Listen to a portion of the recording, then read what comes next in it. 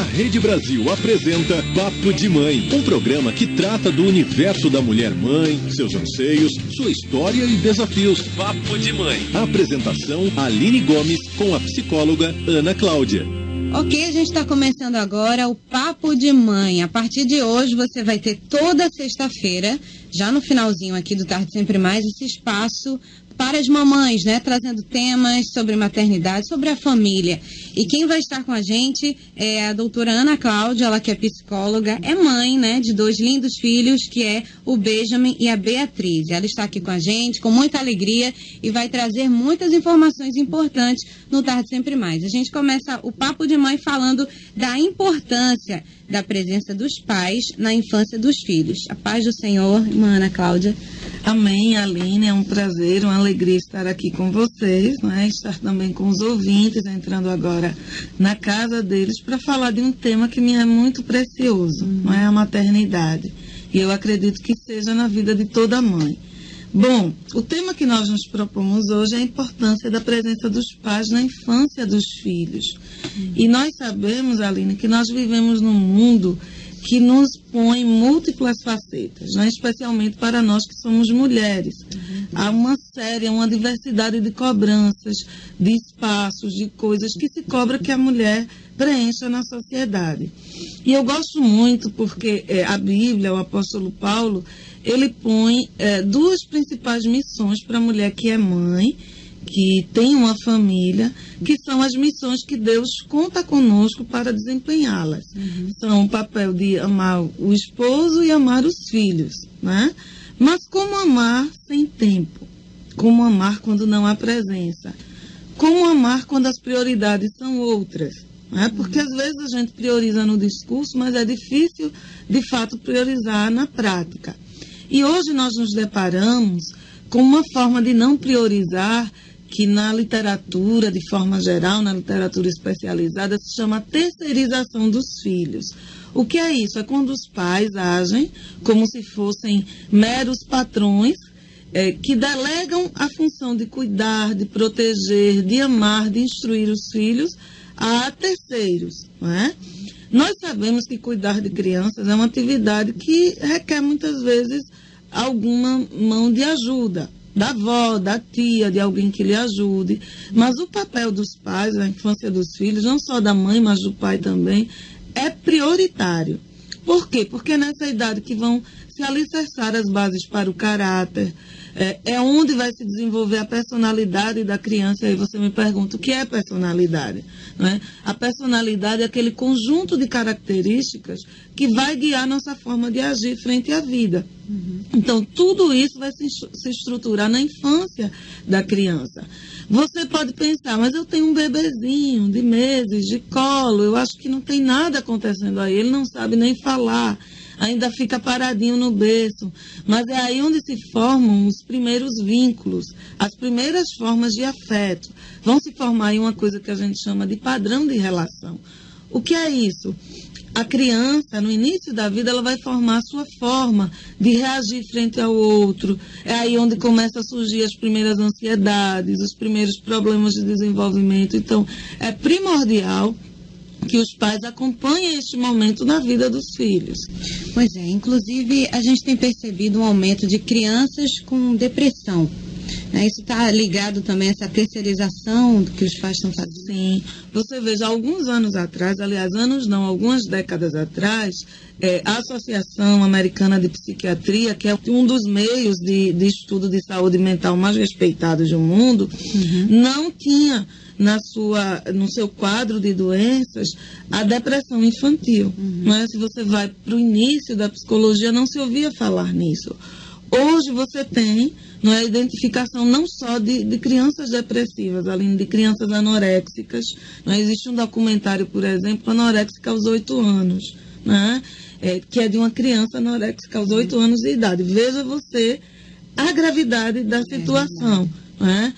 Os quadros de transtorno de atenção e hiperatividade também têm crescido e sido reconhecidos em crianças.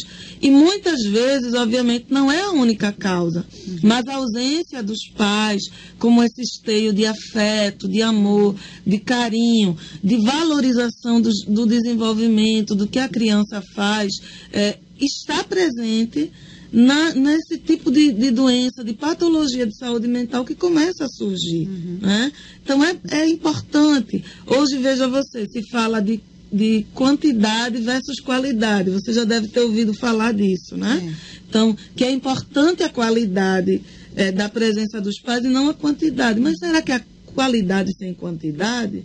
Não é? Imagine, você é radialista, não é isso? Se você passar 5 minutos por dia dedicados ao seu trabalho, você vai desempenhar um bom trabalho? Não. Provavelmente não. Então, se eu dou o resto do meu dia, o resto do meu tempo aos meus filhos, né, não vai haver qualidade, não há possibilidade de qualidade. Então, é importante que os pais tenham essa visão de que é uma missão delegada por Deus e também é uma necessidade psicológica, social, afetiva da criança ter a presença dos pais, né?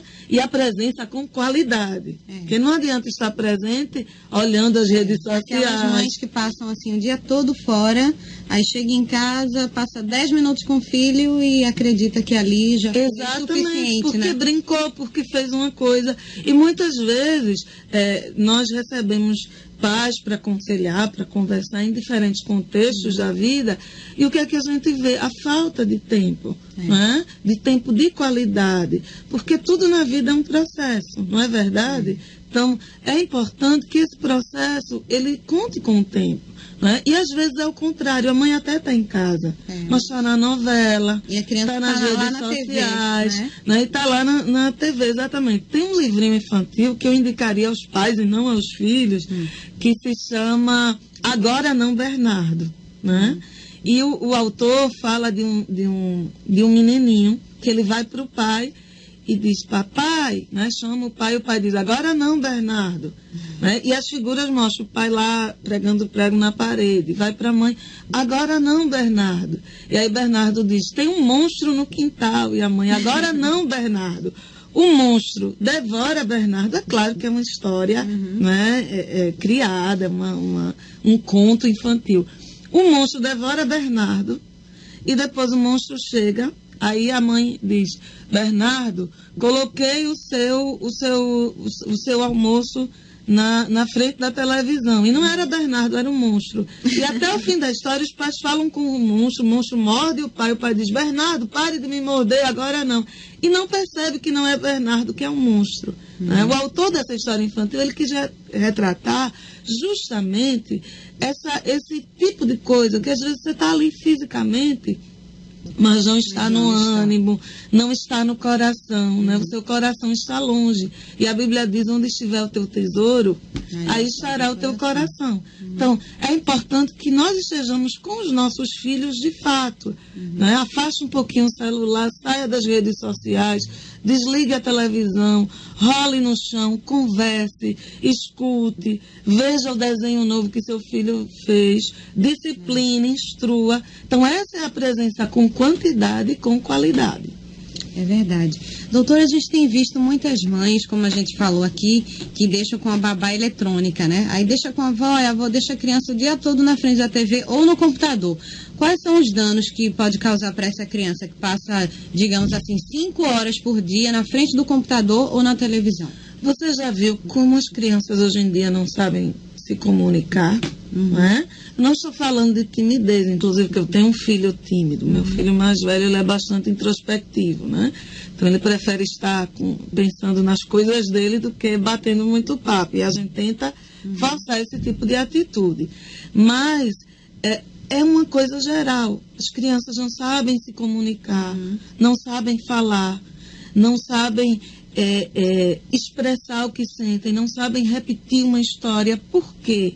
Tempo demais numa atitude passiva, frente à TV, frente ao computador e até às vezes a redes sociais. Eu conheço pais que aumentam a idade dos filhos para que eles possam usar o Facebook e outras redes sociais, né? E não sabem o mal que estão fazendo. E veja, além dessa questão, existe também a questão de que essa criança ela precisa de atividade. Muitos dos quadros que parecem quadros, por exemplo, de transtorno de atenção e hiperatividade, não são. São falta de atividade, não é, para essa criança. Então ela não pinta, ela não desenha, não corre na praça, né? Não corre na praça ou em casa, ela não brinca. Então, quando você solta essa criança, ele propõe uma atividade, é aquele desespero. Mas por quê? Por falta de uma vida ativa. Então é importante, além do perigo de que a criança esteja exposta às redes de televisão que têm um cunho ideológico por trás, né? Então, por exemplo, há um desenho infantil muito famoso, você é mãe, já deve ter ouvido falar, Peppa Pig. Na realidade, aquele desenho é uma desconstrução dos valores, é muito bonitinho. É verdade, se né? você for perceber, exato, e tem uma famíliazinha ali, o pai, a mãe e os porquinhos, né? Super tradicional. Mas Peppa, por exemplo, chama o pai de bobinho e a mãe, né? É uma desfiguração do masculino, porque o pai nunca acerta nada. Ele vai fazer uma panqueca, termina derrubando a panqueca no teto. Vai pregar um prego, a parede cai. Então imagine um menino, não é? E aí eu estou falando, vendo esse desenho e pensando que é um masculino. Não é a partir desse desenho. Então, é necessário que os pais estejam atentos. Na minha casa, Aline, eu sou muito cuidadosa e só deixo os meus filhos assistirem o que eu desenho, o que eu assisto antes. Não há desenho animado, nem programa de TV liberado sem que eu veja antes aquele episódio. Porque às vezes o programa parece bonzinho e de repente acontece ali algo que vai de encontro aos seus valores, como mãe, como pai. Então não deixe o seu filho na frente do que você chamou muito bem de babá eletrônica, né, que é a televisão. Desligue a TV, ponha um tempo específico, eles vão espernear, vão. Incentivar a leitura. Exatamente, leia para os seus filhos desde bebezinho. Converse com eles, leia a Bíblia para eles. Né? É muito importante que os pais se dediquem a esse tipo de atividade. E não largar o filho na frente da TV. Às vezes diz, não, ele está assistindo um desenho bobo. Outra coisa, a TV não tem só desenho animado. Então, existem programas educativos que ensinam sobre a natureza, sobre animais. E é importante que você, mãe, que você, pai, esteja com seu filho. Eu acho que o grande desafio da gente, você também é mãe, sabe disso, é que o ideal é que nossos filhos assistam TV sob a nossa supervisão. E não para que nós nos ocupemos de outras coisas. E eu sou mãe como você, eu lavo o prato, faço o almoço, não sou diferente de você, ouvinte. Como é que a gente faz para entreter o filho? Ocupe perto de você. Leve um brinquedinho. Um desenho para fazer, né? Se for uma menina, um menino maiorzinho, que tal propor que ele faça uma tarefa? Mas hoje existem facas que não cortam o dedo, e aí você pode propor uma salada de fruta que ele faça, pode conversar com ele sobre o dia a dia dele. Mas às vezes o meu filho, eu digo, Benjamin, vem para a cozinha me fazer companhia, especialmente no jantar, que a irmãzinha já está dormindo.